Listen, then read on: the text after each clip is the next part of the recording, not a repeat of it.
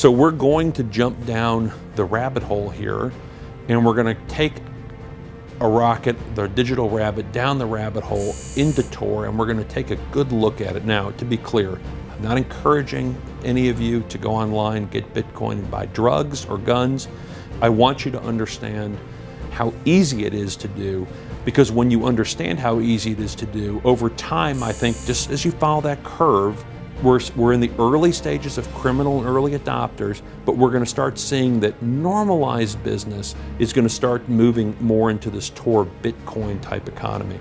We're just looking at it as it is today, like we were looking at Napster when it first began. This is a good representation of Tor activity today as it exists. So it gives you a good idea that this is not while it's percentage-wise small, it's very active and very impactful in how it will disrupt our overall economy. Remember, there was a point in time that basically outside of academia, most people didn't know what Google was. So how do you get on Tor? If you're doing it correct, the first thing that you do is you get a VPN tunnel. So you're trying to anonymize your first connection to the internet. So instead of it seeing that I'm connecting to the internet from my office in Houston, I make it look like I'm connecting from the internet in the West Coast or in Europe somewhere. Getting a simple VPN tunnel, downloading it, installing it's very easy to do. Second thing I'm going to do is I'm going to download Tor. So I'm going to go to the actual Tor site. Tor is funded still by the US government, by Google, by various organizations that are interested in internet freedom. It's funded in this way. It's not funded by a drug cartel, as far as we know. And we download that. The next thing we're going to do is we're going to buy Bitcoin. So a number of people actually even believe that buying Bitcoin in the United States is illegal. It's not. You can get an account from Coinbase. There's 5 or 6 different places that you can go get it. You can hook your bank account right to it and buy Bitcoin. If you want to anonymize your Bitcoin a little bit more, and again, we have a whole nother presentation on this, there's some ways to anonymize it even more, where they call tossing or washing your coins.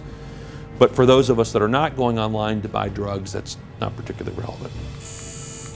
So now we go ahead and we download a search engine. So this is a very popular search engine called Grams. And as many of you will notice from the theme here, it kind of gives you a sense of what it's all about. At this point, it's a lot of criminal, a lot of drugs.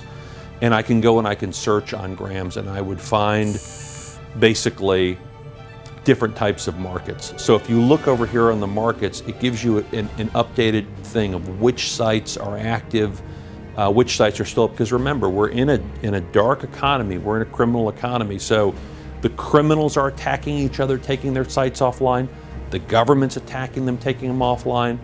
The onion sites move around, so they're not static. So one day it's xy234.455.onion. The next day it's a different number. So some of these sites track where the marketplaces have moved. And once you get on, you can set up an account. So one of the more popular ones, and I would say in many ways sort of replaced Silk Road as kind of the market leader, is this one called Alphabay. And as you can see here, set up an account just like you set up an account with Google. Your name, how you want to be known in the community, and a password. Boom, you sign on. And once you're signed on, you can get right into the community.